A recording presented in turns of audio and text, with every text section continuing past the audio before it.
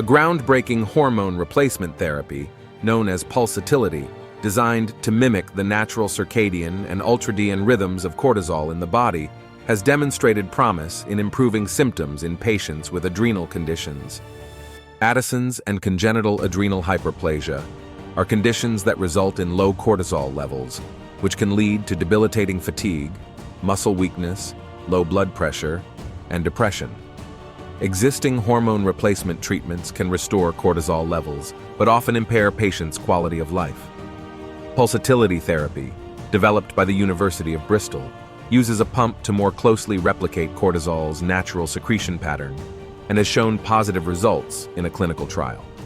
It improved mood, decreased fatigue by around 10%, and increased patient energy levels by 30%, particularly in the morning.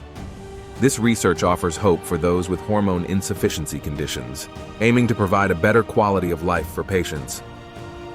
If you enjoyed this video, please give it a thumbs up and subscribe to my channel for more great content.